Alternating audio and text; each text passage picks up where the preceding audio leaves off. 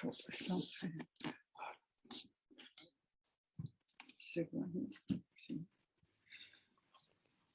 Bon, alors, on va commencer sans Gérard Prunier, et puis il va arriver, ça va le faire venir très vite.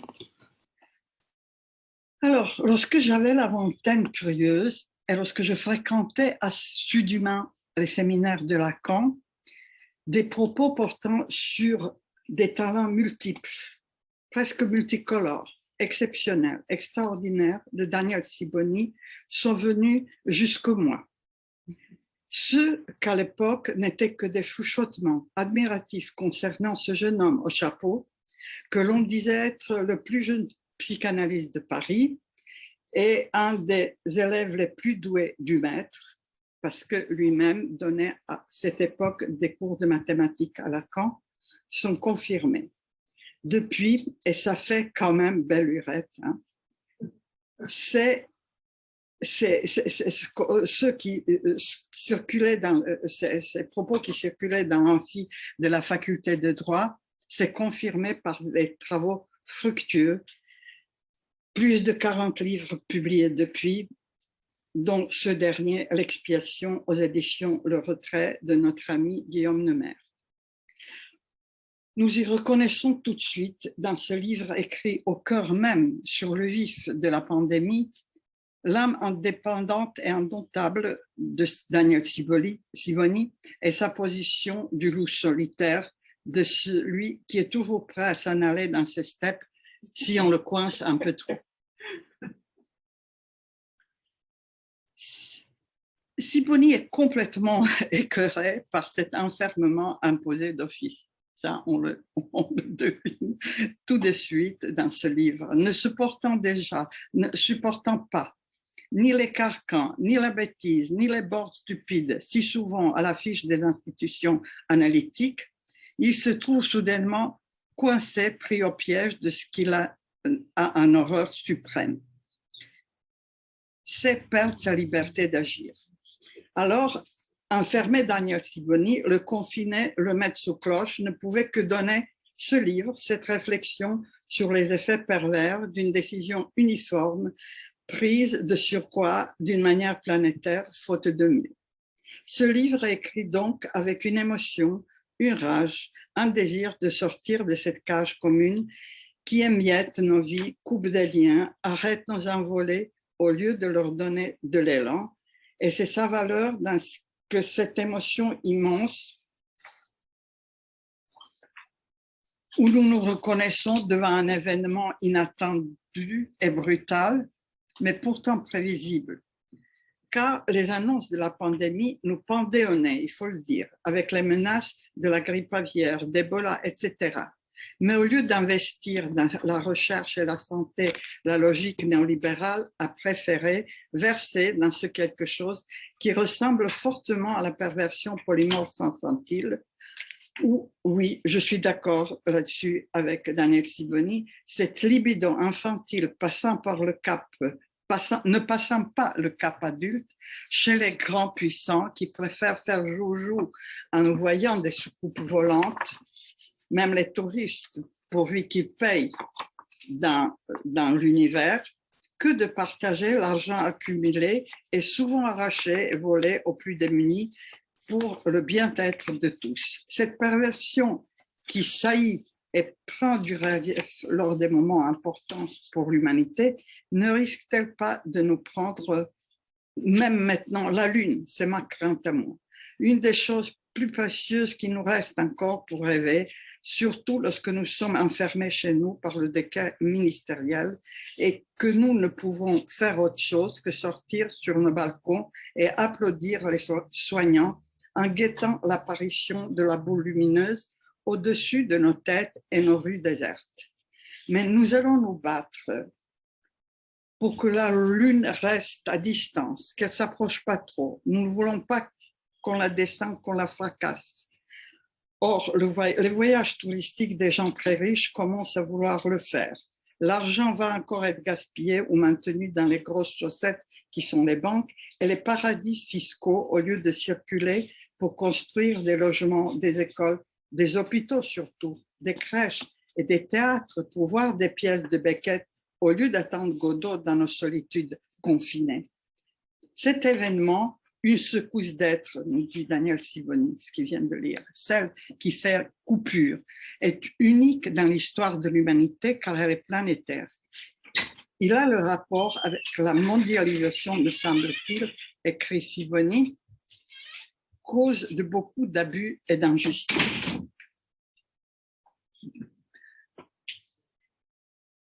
Dans le silence et l'effacement arrivé, presque par un claquement des doigts, par une décision de confinement, l'idée du peuple s'est imposée à Daniel Sibony et je me reconnais dans ce questionnement. Mais qu'est-ce qu'un peuple? Un peuple si facilement rebelle, si intenable, si intrépide ces derniers mois, avec de nombreuses manifestations, signes de vie et de bonne santé des Français, ce peuple s'est docilement plié à l'injonction venue au nom de la science et de la médecine. Le peuple névrotique s'est-il fait manipuler par la logique perverse qui préfère le faire expier pour cacher des fautes coupables, pour ne pas les voir, ne pas les identifier, pour effacer les différences, pour ne pas exclure? Ça, à l'avenir, nous le dira. La non-exclusion, ne pas tester, tracer, isoler, selon Sibony, qui devait être efficace, est devenu un cache-misère de véritables problèmes. Je ne vais pas discuter ici les décisions prises de confiner ou de vacciner toute une population. Je pense qu'il y avait des raisons, peut-être aussi, de le faire. Johnson, Trump, etc., ont été mis devant la peur de la mort parce que le virus ne distinguait pas les riches et les pauvres. Bien sûr que les riches avaient beaucoup plus de chances de se soigner plus fermement, mais ils étaient quand même attaqués et tout le monde s'est retrouvé devant cette grande peur de la mort, ce qui a accéléré certainement certaines recherches et l'invention des vaccins. Mais les docteurs ont dit un parable argument qui a juste raison à sa petite minute de succès dans toutes les familles, car il est celui, car qui est celui qui ne va pas écouter le docteur, n'est-ce pas? Et Sibony nous le dira que c'est d'une manière perverse, cette phrase s'est appliquée sur tout un peuple et plus loin sur toute la planète dans un accord parfait de tous les désaccords, dans un accord jamais vu jusque-là. Sibony, dans ce livre, présente une pandémie lourde de conséquences car nous n'avons pas encore tout vu, loin de là. Et je ne parle pas uniquement de la vague des déménagements à la campagne et autres villes qui ont une vue sur les nuages, la mer, d'émiettement de collectivités de travail, d'effacement qui perdurent, des liens qui lient les uns les autres, qui sont coupés, des adultes dans une vie professionnelle et sociale qui disparaît, car les bureaux sont à vendre et les chambres et les salons occupés par la présence intrusive des managers omniprésents qui peuvent rentrer chez vous quand ça bon leur semble. Dans un des cas d'un de mes patients, une visio-appel apparaît à minuit, il se transforme, personne ne se transforme pourtant en citrouille, mais là je parle déjà de la post-pandémie et de l'intuition de Daniel Sibony qui prévoit déjà dans ce repli sacrificiel une utilisation de la culpabilité consciente et surtout inconsciente, quand nous aurons tous tué le Père pour pouvoir exister. Utilisation de cette culpabilité à des fins politiques, de pouvoir, d'emprise perverse sur les névrosés par les moyens que pour la plupart, nous sommes tous. Les pervers sont souvent au pouvoir, bien sûr. Je suis d'accord avec Daniel Sibony. Ils aiment ces places où il est facile de maltraiter, instrumentaliser l'autre selon le fonctionnement du fantasme freudien en bas d'un enfant. Devenir père ou occuper une place de pouvoir pour battre l'enfant ou le peuple et jouir de ses cris excite plus qu'une ambition. Freud l'a dit, exploiter et abuser sexuellement de son prochain, ce désir vieux commence dès l'enfance. Le désir de transmettre des valeurs fortes à sa progéniture peut ne jamais passer le désir de parenté et ne peut se manifester que comme un désir de pure puissance, de soumission des plus faibles comme femmes, enfants et vieillards. Ici, Sibony parle d'une vraie coupure des générations où les plus vieux sont touchés, évoquant les tris des patients dans les réanimations et le scandale des morts dans les EHPAD. On sacrifie sans compter quand on est dans la logique du sacrifice pour une faute originelle sur laquelle il est facile de danser. Quels sont les manquements à expier pour l'humanité aujourd'hui, si ce n'est que les anciens Grecs cernaient sous la forme d'hubris, démesure, excès, sans limite. La différence, c'est que dans la tradition juive, l'expiation est symbolique, alors que dans notre modernité, elle est sèche. Elle ne nettoie pas le mal, elle empêche seulement d'apparaître, elle empêche de le pointer et de le reconnaître pour tenter de s'en libérer, ne serait que symboliquement. C'est la thèse principale, une des thèses principales de ce livre. Évidemment que Daniel Sibony, qui connaît bien la Bible, qui connaît bien le Talmud, qui est dans son monde aussi, dans un chapitre surtout qui s'appelle les Pâques sous confinement, où il nous explique que le peuple juif s'est battu pour sortir. Moïse l'a sorti dans un moment, il a surmonté cette impasse et sorti de l'injustice grâce à son désir. Donc, ce qu'invoque Sibony, c'est que le désir de réagir aussi, grâce à la psychanalyse, aussi peut être présent chez nous.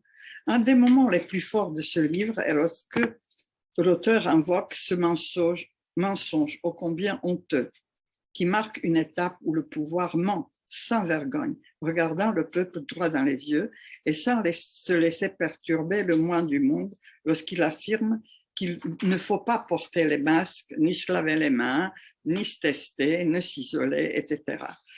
Le mensonge direct est le mensonge de gré zéro de perversion dont le but est toujours de casser l'autre, écrit Sibony.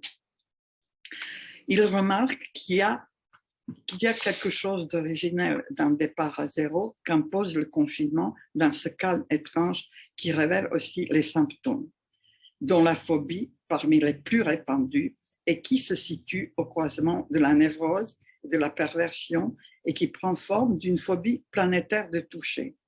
Les boutons des ascenseurs, des portes, des objets dans les magasins, il ne faut pas toucher ni se toucher, non. Nous voyons que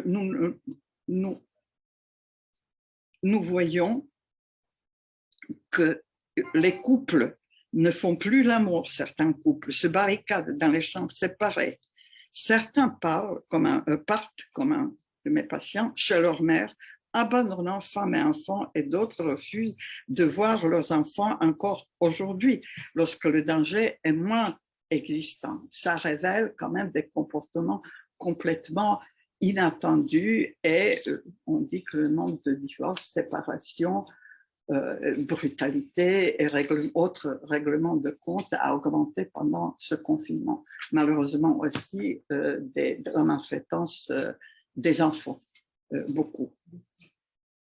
Quels sont les symptômes révélés et sur quelle base névrotique ou perverse ils se construisent grâce à cette amplification des peurs irraisonnées et raisonnées, données par les pouvoirs en place via les médias? On compte les morts, on jubile, car si on peut les compter, c'est que nous sommes du bon côté, que nous sommes vivants. On regarde la télé quand même, on regarde les pauvres corps plus ou moins abîmés, usés, plus ou moins obèses, se faire retourner comme des crêpes dans les réanimations.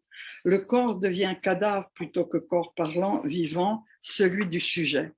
Certains vomissent au moment du dîner en regardant les informations, car c'est à ce moment-là que le décompte se fait, cannibalique évidemment, où on nous sert du père mort à toutes les sauces italiennes, chinoises, brésiliennes, etc. L'épineux sujet d'hydrochloroquine interdite subitement malgré des décennies de bons et loyaux services, pour des raisons des lobbies pharmaceutiques sûrement, est abordée à plusieurs reprises dans ce livre et qu'il faut absolument lire. Fidèle à son amour pour le livre, connaisseur du Talmud, de la Bible, Sibony consacre tout un chapitre au Pâques dans le confinement et évoque la sortie d'Égypte, c'est ce que je disais, du peuple juif. Et il dit, lorsque vous êtes pris dans l'injustice, vous trouvez le moyen pour vous en sortir comme les Juifs, peuple esclave qui trouve sa sortie avec Moïse. Sibony la décrit très bien, cette règne de la peur, peur perversement propagée, de la culpabilisation de cette hantise de causer la mort de l'autre, de surcharger les hôpitaux, de prendre la place de quelqu'un, de ne pas trouver la place pour soi pour être soigné. C'est alors du marketing plus que du soin, et je cite ces paroles dures. La question de l'éthique et de la responsabilité en parlant de l'éthique de l'être, éthique du possible, chère à la psychanalyse et abordée dans son livre, dans une lutte contre les visions pessimistes et uniformes, et c'est là-dedans que subsiste sa force. Puis, l'auteur remarque que paradoxalement, dans son silence proche de la mort, ce confinement caresse un rêve fou, celui d'immortalité. Grâce aux techniques, nous allons vaincre la mort, n'est-ce pas? Presque un délire, ou sûrement un délire, justifié encore par rappel à l'argument d'autorité, celui des médecins, des scientifiques et des chercheurs qui ne sont jamais d'accord. L'idée d'une science qui ne serait faite que de la science, sans aucune trace de notre humanité imparfaite, car parlant fait fureur. Et il remarque que la description technique d'un phénomène ne dit pas que le phénomène est purement technique, bien sûr. Et avec ferveur, il revendique notre existence psychique, notre Daniel Sibony. Et il dit qu'elle n'est pas réductible à la biochimie. Il le dit et il souligne que la psychanalyse est là avec sa possibilité de réveiller le désir du sujet particulier. L'abus vient quand la médecine tend à gouverner les corps et les âmes, quand elle essaye de commander les choses de l'amour, de l'affect et de la pensée. Et il nous dit que les morts du Covid ont acquis quelque chose de sacralisé car ils mettent tout un pays en remorque de morts à venir, en affirmant que le remède est pire que le mal. Et il dit, nous avons eu des moyens qui n'ont pas été pris au sérieux et de ce fait, il y a eu des morts beaucoup plus nombreux. Un pays livré au discours médical, faut-il vraiment fermer les librairies?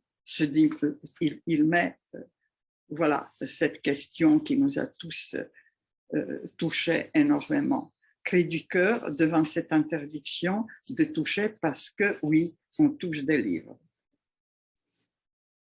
Il cite Talmud, fait allusion à Kafka, puis il parle de cette idée que sauver une vie, c'est sauver l'humanité. Sous nos masques, c'est la présence de l'autre qui étouffait, nous dit-il. Le corps de l'autre est le plus bel objet porteur du temps. C'est très joliment dit. Le livre est joliment écrit et Sibony devient poète d'une certaine manière. Il devient poète d'une détresse qui nous transporte dans ce livre, écrit au moment même du confinement, d'un désarroi où écrire était devenu une manière de se rappeler à soi, de retrouver son corps, le corps a lien avec l'écriture, sa présence. Aujourd'hui, les éditeurs croulent sous les écrits fabriqués pendant la pandémie, pas uniquement le temps donné, sans obligation habituelle qui ont provoqué ces écrits, de ne pas aller travailler peut-être tous les jours, mais aussi une nécessité de retrouver son corps et de le nommer ainsi. Et ce livre est un cri d'appel à notre corps. Voilà, c'est ce que j'ai lu dans le livre.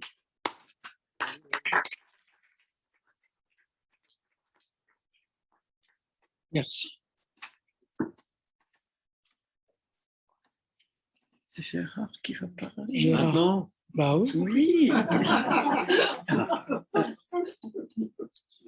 D'accord, alors voilà un petit livre pour un pour un long voyage, un grand voyage. C'est un livre de voyageurs avec un journal de bord, en quelque sorte, au jour le jour. C'est tout à fait, je veux dire, intéressant de revisiter ce que nous avons maintenant dépassé, en fait, en lisant, la situation qui a été causée par les différents confinements et le virus. Alors, c'est un voyage donc, qui se déroule en approfondissant un certain nombre de thèmes, avec, Gorana l'a fait remarquer, un certain nombre d'aphorismes poétiques bien frappés, quelques maximes à la Rochefoucauld même, enfin des choses qu'on pourrait marquer sur un mur, des slogans même. Enfin, voilà, il y a un style. Il y a un style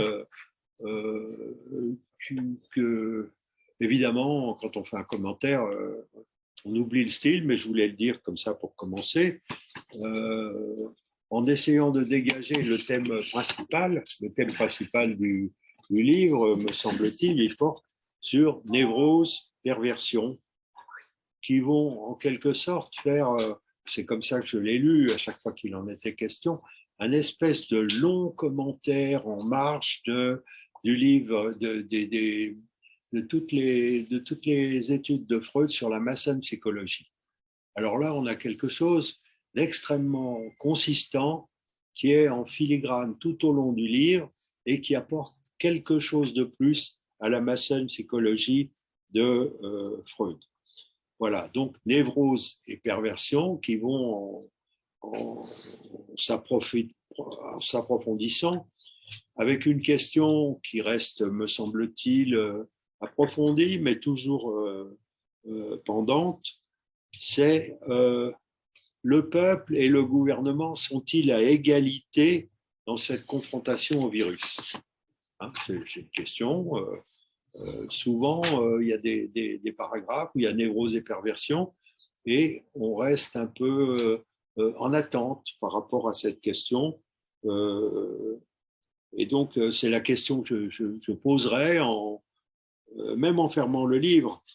C'est ne serait-ce pas seulement le peuple qui est névrosé, alors que le gouvernement est du côté de la perversion, perversion à écrire en deux mots, comme Lacan a pu le faire, version du père, en quelque sorte, d'un certain père, un père qui bat, un père, voilà.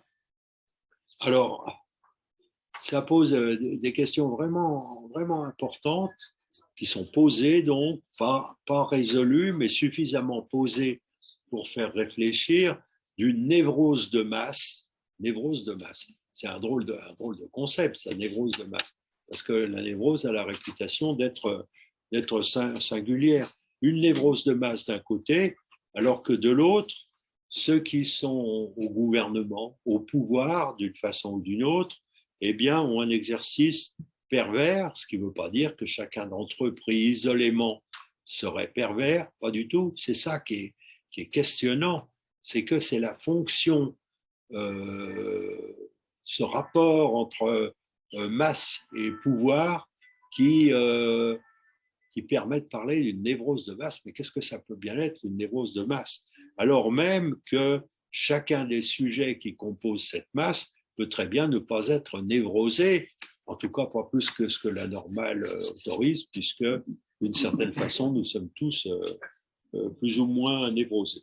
Alors, je crois qu'il y a une phrase de Sibony qui pose très bien le problème. Vraiment bien posé. Donc, je vais faire la lire. C'est le peuple multiforme qu'on emboutit en un seul bloc, que l'on bloque en enfermant, et cela fait du mensonge qui est le degré zéro de la perversion, dont le but est surtout de casser l'autre. Voilà. Bon, c'est bien posé, hein. Je crois que ça reprend bien ce que je viens de dire comme question d'introduction. Ce qui aboutit, écrit Sibony, à établir le silence, une politique des corps établie, renforcée plus exactement, par le discours médical. Il y a un nom qui n'est pas cité dans le livre, mais auquel, pour ma part, j'ai pensé tout du long, c'est le concept de biopolitique de Foucault, évidemment. Enfin, ça va tellement de soi que c'est peut-être même pas la peine de le citer. Alors, ça, il me semble que c'est l'axe principal du livre, qui a de nombreuses ramifications, des chemins latéraux qui se greffent sur cette question centrale sous la forme d'une autre peur. Il y a quelque chose qui est un peu latéral, qui est développé de temps en temps, et parfois un peu plus, qui est la question de la discrimination. Ça, c'est une question qui est peut-être bien latérale, mais c'est, remarquez-le, une sorte de critique implicite du concept d'égalité, comme si le gouvernement s'appuyait sur le principe d'égalité de la République pour éviter de distinguer entre ceux qui sont véritablement atteints par le virus et ceux qui ne le sont pas. Donc, non-discrimination qui engendre non seulement le silence en elle-même, mais, et là il y a une très belle formule de Daniel, le silence lui-même a imposé l'idée de peuple. Ça, je trouve ça assez beau, parce que qu'est-ce que c'est qu'un peuple? Il est toujours divisé. Il y a un peuple facho et un peuple révolutionnaire. C'est pas une nouveauté de dire ça. Le peuple n'est pas sanctifiable si facilement. Mais cette notion d'un peuple qui n'apparaît que grâce au silence, ça, moi, je trouve que c'est une belle formule. Voilà. Donc, une espèce de mise en pli du peuple qui est faite non pas au nom du principe d'égalité et de fraternité, mais au nom de la maladie. Alors ça, c'est vraiment intéressant. Ce qui est le premier geste pervers d'un gouvernement, un gouvernement qui n'a pas été élu ni reconnu pour lui-même, mais pour éviter Le Pen. Ça, tout le monde le sait. Il n'a pas de légitimité, ce gouvernement. C'est uniquement la peur qui l'a légitimé. Voilà. Bon, alors, moi, il me semble que la devise de la République devrait par conséquent être modifiée. Il faudrait dire maintenant égalité, santé, fraternité. Voilà. Voilà. Et les gouvernements n'ont jamais cessé de mettre en avant ce principe d'égalité pour faire accepter leur biopolitique. Évidemment, du même coup, c'est la liberté qui saute au nom de la santé, qui la remplace dans notre belle maxime républicaine. Voilà, alors ça, de dire ça comme ça, de faire cette petite diagonale dans la lecture, qui n'est pas du tout éloignée de ce que dit Sibony. Vraiment, j'espère que je suis assez proche de ce qu'il a écrit. On voit tout de suite là qu'on a une mise en forme de la perversion tout à fait bien amenée. Parce que pour parler de la perversion, il faut qu'il y ait un fétiche. C'est ça la définition freudienne, pas seulement freudienne, je veux dire, il faut lire Masoch, il faut lire Sade pour savoir qu'en effet, il faut qu'il y ait un fétiche qui permet d'instrumenter le névrosé. Et ce fétiche, on le voit tout de suite, c'est quoi? C'est le virus. Le virus, c'est le fétiche de ce qui permet la soumission du névrosé au caprice du pervers. Voilà. D'ailleurs, parenthèse pour les adeptes de la Révolution, qui j'espère sont nombreux dans cette salle, ça permet de présenter différemment la théorie de Marx, qui parle lui d'un fétichisme de la marchandise, et dans le cas de figure que nous avons, il faudrait parler d'un fétichisme du virus. On pourrait même parler d'un mysticisme du virus, avec de bonnes raisons que je vais essayer de dire tout à l'heure, de la même façon d'ailleurs que Marx a parlé d'un mysticisme de la marchandise. Marx n'était pas si con, tel qu'on le résume avec la religion et l'opium du peuple. C'est vraiment une façon de mettre sa pensée à la poubelle. Voilà, on voit bien alors de cette façon à quel point la psychologie des foules est concernée et qu'elle ne quitte pas sa dimension mystique. J'y reviendrai tout à l'heure avec le concept même d'expiation qui fait le titre du livre, qui a donc, avec ce fétichisme du virus lui-même, eh bien, il y a ce mysticisme qui continue de l'animer en changeant simplement de fétiche. Hein. Encore une fois, ça me semble une façon d'amener les choses, ce coup-ci, beaucoup plus riche que ce que Foucault a amené avec la biopolitique. Moi, je trouve ça assez raplapla. Foucault n'est pas spécialement freudien, tout le monde le sait. Mais là, quand on compare les deux notions, on voit bien qu'il y a une très grosse différence. Alors, quand je dis le virus et le fétiche, ça laisse à l'arrière-plan, complètement à l'arrière-plan, le discours scientifique, le discours médical, qui sont seulement au service de cette fétichisation, au service d'un asservissement de ce peuple silencieux. Ce qui fait qu'il y a un doute qui s'est installé sur le discours médical, sur le discours scientifique, sur sa validité, un doute sur les médecins, sur les scientifiques, et ce qui m'amène à dire que si ce doute s'est installé, ben, c'est peut-être bien parce que le virus est le fétiche absolu, alors que la science et la médecine y ont été seulement relatifs à son service, en quelque sorte.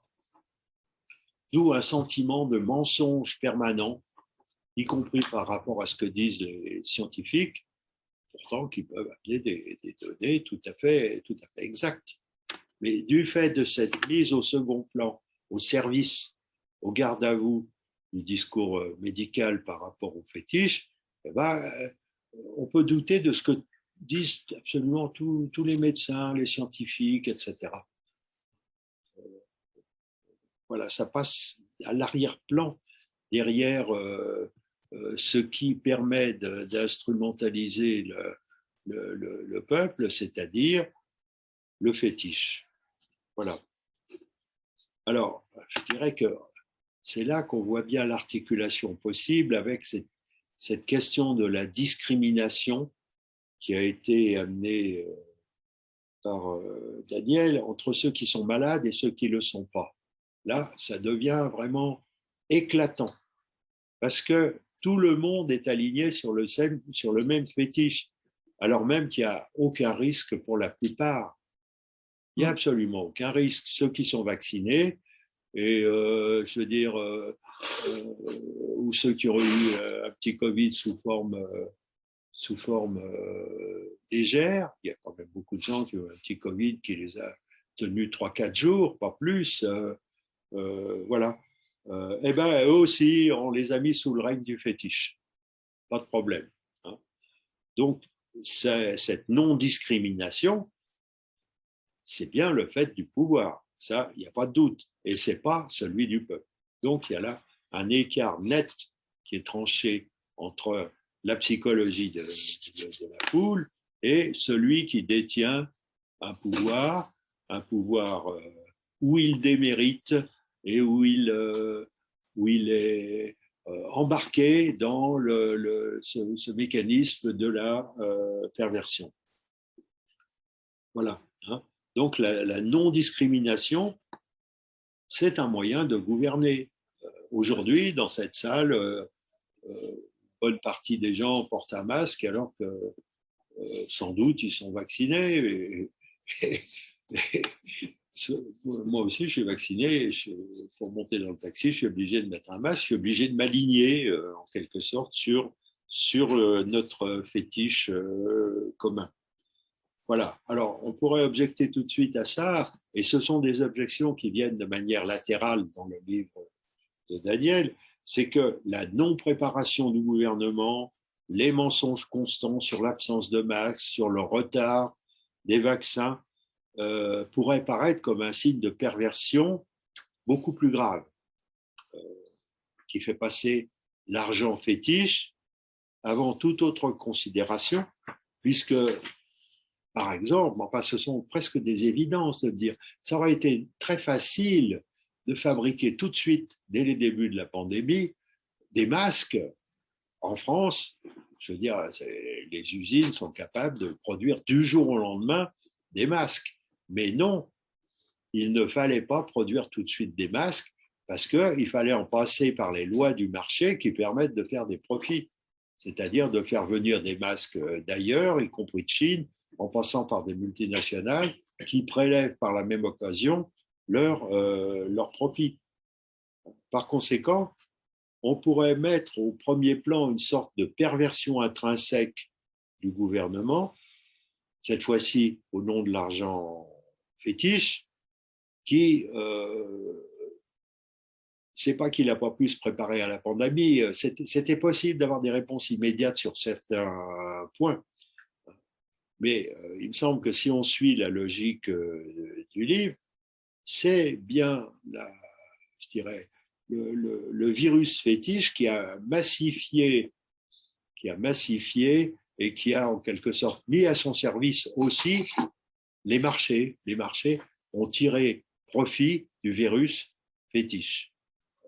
C'est comme ça qu'on aboutit à cette chose tout à fait incroyable qu'au pays de Pasteur, eh bien, la France n'a pas été foutue de produire un fétiche. Un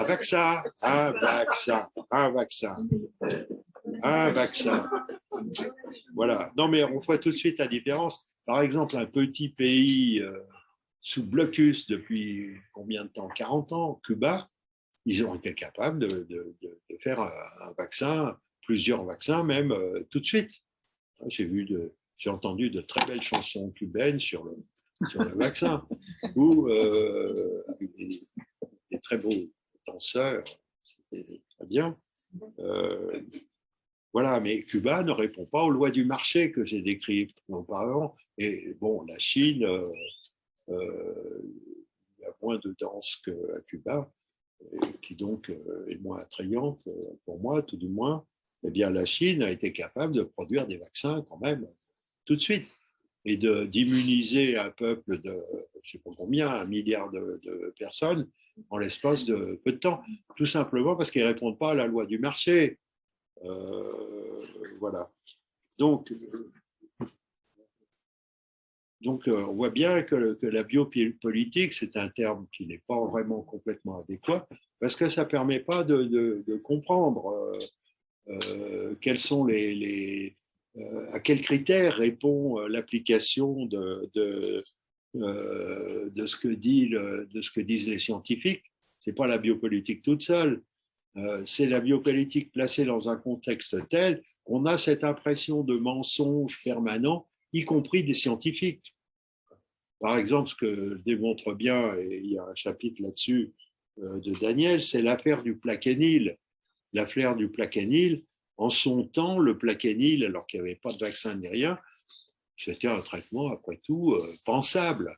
Là, ça a été rejeté par des manipulations, une violence, on peut dire, pseudo-scientifique tout à fait incroyable.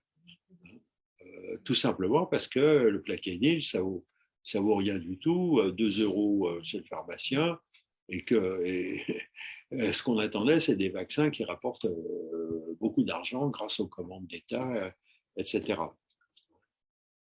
Voilà. Donc, ce n'est pas seulement un peuple, le nôtre, qui a été acculé à une position névrotique de masse, concept bizarre, mais qui demande à être pensé.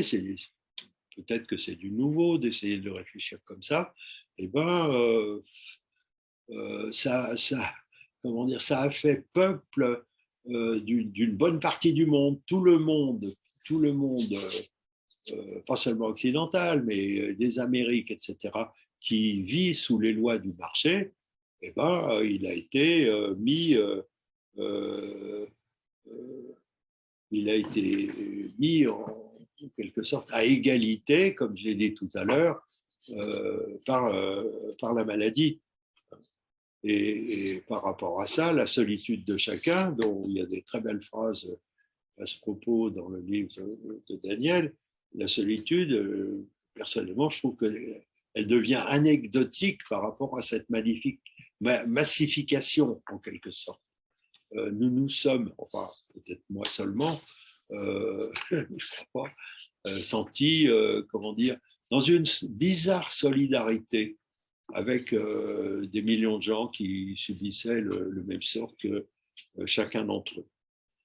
Voilà. Alors, il y a cette perversion intrinsèque sur laquelle je me suis un peu interrogé, et ça dit encore rien de la soumission du peuple. Alors ça, c'est un problème secondaire, en quelque sorte, mais très important, parce que il me semble que ce serait une erreur de réduire le peuple au masochisme, de dire, voilà, il y a d'un côté les méchants et de l'autre les malheureux masochistes qui acceptent, qui ne se révoltent pas. Je crois pas, je crois que c'est des névrosés de base, comme vous, comme moi, et ce sont les mécanismes de masse qui sont au premier plan, ce que Freud a décrit après tout, qui concernent les névrosés et pas les pervers. Et c'est à l'intérieur de cette névrose que la thèse de Daniel Sibony d'une non-discrimination me semble très intéressante et nouvelle. C'est que ce que je vais dire, il faut le penser en ayant à l'esprit les thèses de Freud sur la malsaine psychologie, c'est que l'obéissance à l'idéal que représente le chef politique, c'est un mécanisme névrotique, très bien décrit, que vous connaissez sûrement, c'est la Vatersehnsucht, c'est-à-dire cette espèce d'amour imbécile, pas si imbécile que ça tous les jours, amour du père en quelque sorte, qui est proportionnel à quoi? Au désir parricide qui fonde la névrose de chacun. C'est ça. Hein. C'est-à-dire, pourquoi est-ce que les gens suivent? Parce que ce sont des coupables. C'est tout. Ils ont comme, je dirais, fondement, même oedipien, on peut le dire, eu un vœu parricide, et leur culpabilité fait d'eux des gens obéissants, comme des moutons, à cause de cet amour du père. Voilà. Donc la culpabilité, là, elle vient au premier plan pour permettre de dire un mot de ce que c'est que le ressort névrotique de l'obéissance de ce peuple silencieux. Et voilà, là, il y a là le mot qui vient, qui justifie, qui éclaire d'un seul coup le titre du livre, c'est-à-dire l'expiation. On est coupable, eh bien, il faut expier. Il faut expier, c'est tout. C'est ce que nous avons fait. Non, je dis nous parce que, au fond, on est tous embarqués là-dedans. Moi aussi, peut-être pas Daniel, mais je veux dire, il y a quelque chose d'une espèce de résignation devant le. Je veux dire, c'est la même chose que l'expiation pendant les horribles grandes guerres qui ont eu. Hein, il y a eu, je veux dire, il y a eu un tombeau sous l'Arc de Triomphe du soldat inconnu. Il est sacralisé. C'est là que je rejoins ce que je disais tout à l'heure sur la dimension mystique de cette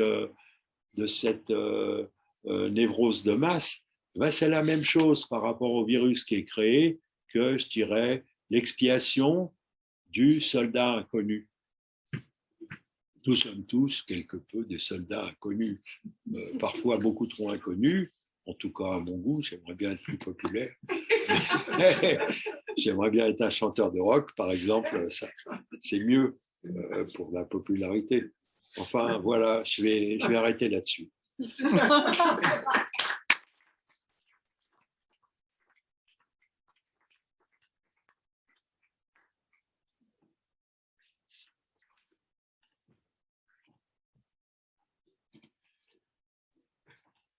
Ah ben, ça va. Qu'est-ce qui se passe? Vous voulez dire quelques... Oui, je veux bien dire quelques mots. D'abord, je suis carrément ému par ces deux introductions parce que je trouve que vous m'avez été très proche. C'est comme une intimité et c'est vraiment agréable, une intimité de pensée, de réflexion, savoir que les petits chemins qu'on a pris, on s'y retrouve à plusieurs. Et forcément, comme il y a de l'amitié, donc un peu d'amour réciproque, c'est fécond. Ça veut dire que c'est très éclairant, tout ce que vous avez dit. Et je ne sais pas, je peux reprendre certaines choses.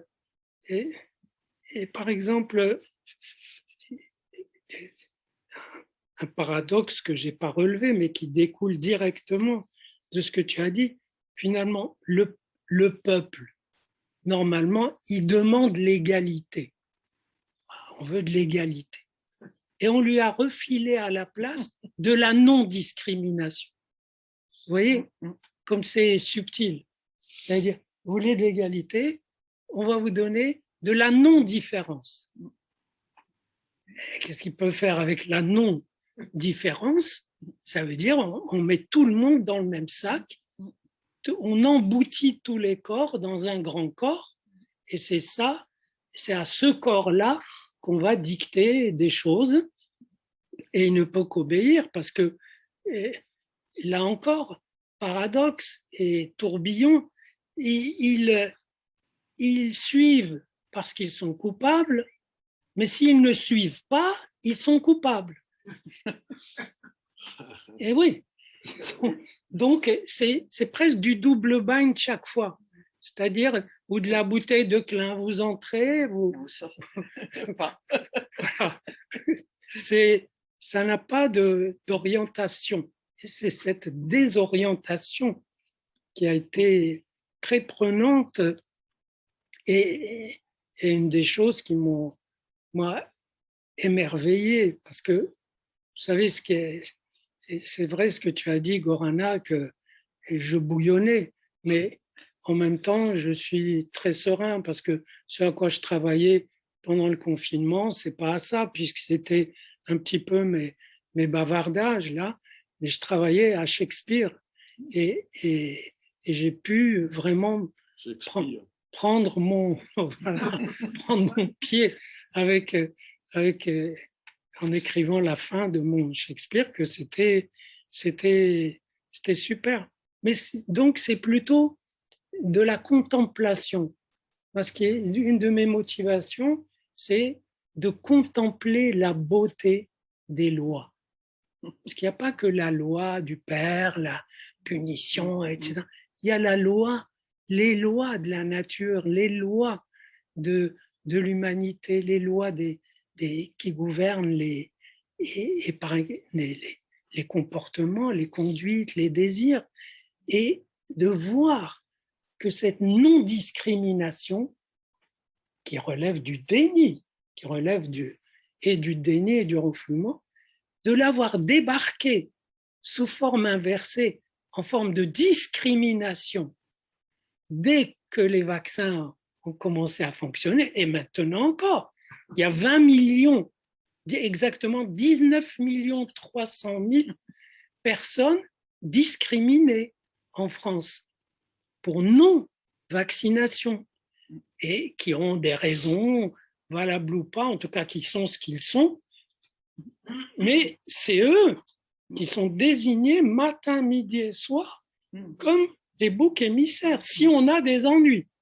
Et si on n'a pas d'ennuis, c'est que des égoïstes qui ont profité de nos vaccinations. Donc, c'est ce retour des choses. Et je dis qu'il y a de la beauté parce qu'il y a une rigueur là-dedans. Les lois, la texture des lois qui régissent le monde, et nous-mêmes, et notre conduite, et nos psychés, cette rigueur des lois, elle a de la beauté parce qu'elle est inspirée par l'amour. L'amour de l'existence pour elle-même. Il faut que ça tienne, il faut que ça fonctionne. Et on ne peut pas comme ça parce que des gens disent « Allez, on ne discrimine pas ». D'ailleurs, personne ne l'a dit après, en un sens. Vous savez. Et c'est là que j'ai voulu mettre en cause un symptôme de la culture chrétienne.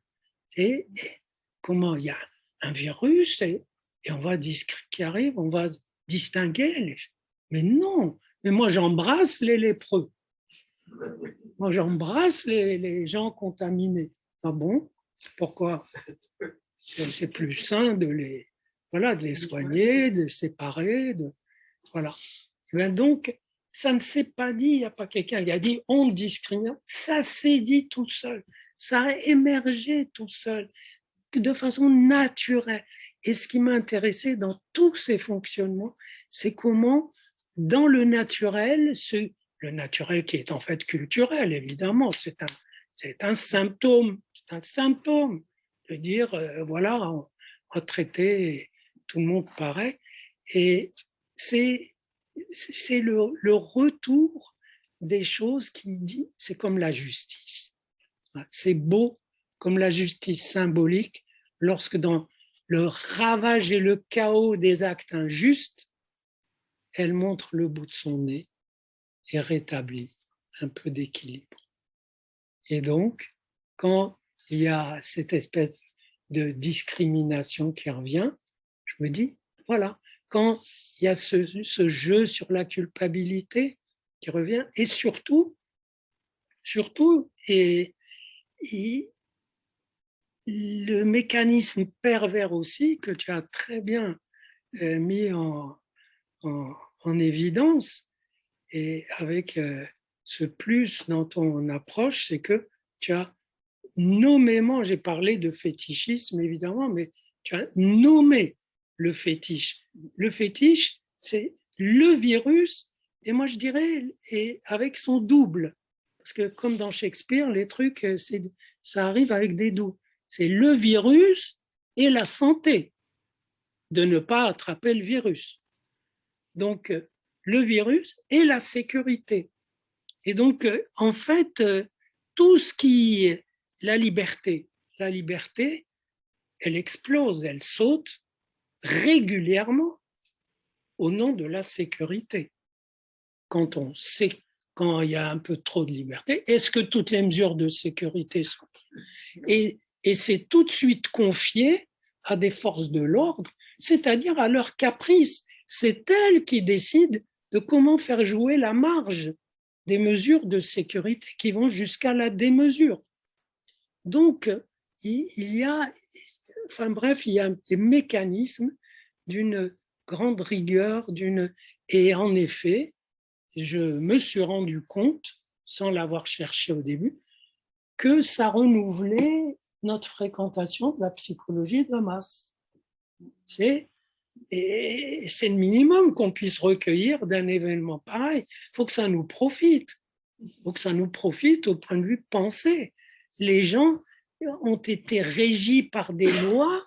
Alors, il y a toujours la loi du père et tout ce qu'on veut, de la famille, mais ils sont aussi régis par une loi qui se donne pour la loi de la vérité. C'est-à-dire que c'est dit, ça c'est scientifique, alors que la science n'a rien dit de tel. Et même si c'était des lois et des interdits scientifiques, ça nous confie une question nouvelle et qui sera à l'ordre du jour très souvent. Est-ce qu'un peuple ou un individu doit être régi par une loi scientifique?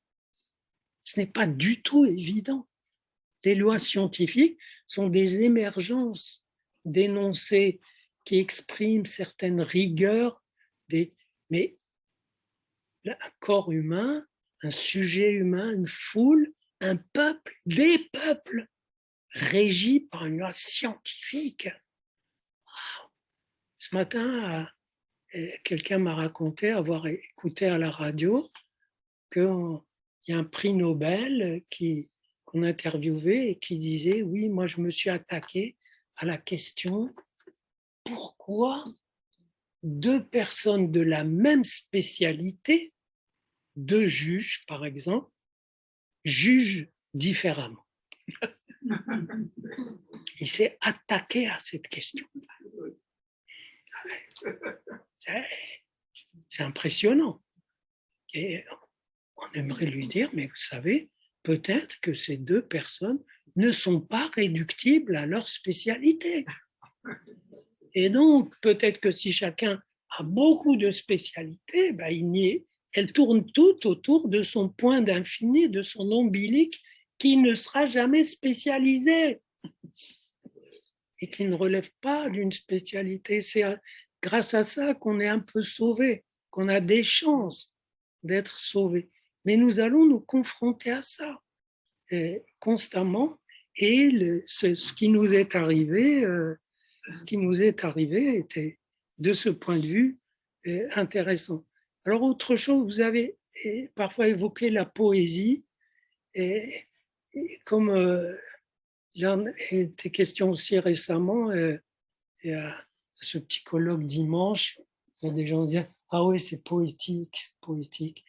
Et moi, je trouve que le poétique, la dimension poétique, elle est exactement à l'intersection, c'est l'arête, entre la dimension, je dirais, de la pensée, des concepts, du raisonnement, etc., et la dimension du concret, de la chair, du corps, de la maladie, de l'amour, des choses. Donc les choses concrètes et les choses abstraites se rencontrent comme deux versants d'une chaîne de montagne, et l'arête, c'est la ligne poétique, c'est l'effet poétique. Donc quand il y a un effet comme ça, il faut le sentir de cette façon. C'est pas la poésie, c'est pas d'enjoliver les choses, c'est d'être sur cette arête qui est intenable et parfois insoutenable, mais qui est ce croisement. Et voilà, alors tu as posé une question qui en effet reste flottante dans le livre, mais je ne voulais pas trop développer là-dessus parce que ça ouvre des questions théoriques assez, je dirais, assez pointues. C'est que, est-ce que le peuple et le gouvernement sont à égalité? Tu l'as dit. Et ce qui se passe, c'est de la même façon que pour la consommation. Vous ne consommez pas ce dont vous avez besoin. Vous consommez ce qui a été conçu comme devant être consommé. Donc, vous consommez ce qui a été jugé nécessaire de vous présenter à consommer. Ça coïncide un peu, mais ça ne coïncide pas toujours. Pendant 1 mois et demi, le peuple avait besoin de consommer des masques. Des masques. Ah ouais. Et il n'y en avait pas, parce que c'était pas bon, c'était pas le moment, c'était pas le cadre, etc. Très bien. Et bien, de la même façon, j'ai l'impression qu'il y a le peuple, et puis il y a le peuple dual du pouvoir, c'est-à-dire le peuple tel que le pouvoir l'a formaté pour qu'il soit le vrai peuple. Oui, donc ça fait 2 couches de peuple, si tu veux, 2 plaques, et on hésite. Hein. Et dans la vie courante, ça se voit, même dans une soirée, on discute, et les personnes sont un peu clivées. Elles veulent dire quelque chose en tant qu'individu, élément d'un peuple concret, qu'on voit, qui n'est pas uni, évidemment. Il y a pas, la seule unification qu'a trouvé ce peuple et qu'a trouvé l'histoire, c'est de l'unifier sous le signe du virus. Tu parles d'une unité. Mais les gens parlent et ont envie de... Mais en même temps, ils planent au-dessus d'eux l'autre plaque, c'est-à-dire la nécessité qu'il soit élément du peuple qui convient. Disons, on peut le dire grossièrement, qu'il soit conforme à une certaine doxa. Mais la doxa n'est pas celle du peuple. La doxa est celle qui est préparée pour que le vrai peuple y prenne place. Vous voyez ce décalage. Et donc, et le pouvoir, lui aussi, il faut voir comment il se dédouble en braves gens qui disent, ben voilà, on essaye de courir, et en même temps, comme de pures émanations des nécessités du marché, des lois purement techniques de gestion qui tiennent lieu de politique. Alors j'insiste quand même sur le fait que, en effet, il n'y a pas des méchants à incriminer, même s'il y a eu des méchants, parce que moi j'ai décelé de la méchanceté dans des discours de médecins à l'égard d'autres médecins. Et de la méchanceté, notamment pour éliminer quand j'ai vu des médecins et vouloir éliminer le plaquenil parce qu'il a des effets secondaires. Vous rigolez, bien sûr. Parce qu'un médicament qui n'a pas d'effet secondaire, il n'a pas d'effet principal. C'est clair. Donc, voilà. Alors moi, je peux continuer, mais j'aimerais bien que vous posiez un petit peu des questions, des petites choses. Et puis après, j'expliquerai ce qu'on pourrait entendre par névrose de masse. Oui. Une question à vous, Daniel, sur un lapsus de Gérard concernant non plus le virus dont on a parlé ce soir, mais le vaccin, qui est plutôt à l'horizon de ce qui nous attend, c'est-à-dire ce premier vaccin et les vaccins qui viendront, sur les épidémies qui viendront, etc. etc. Moi, je m'amuse souvent à dire que contre la centrale nucléaire de Nogent-sur-Seine, on n'aura pas de vaccin, mais on n'aura pas plus de pastilles d'iode, mais on pourra peut-être sucer des coquilles d'huile. Mais on pourra peut-être sucer, oui. Ma question, c'était sur ce lapsus pour que le vaccin comme fétiche. Oui. Est-ce que. Oui. Alors, vous demandez à vous d'interpréter le lapsus de votre voisin. C'est moi, mais vous pouvez en parler tous les deux. Non, c'est pas vraiment. C'est un lapsus et ça n'en est pas.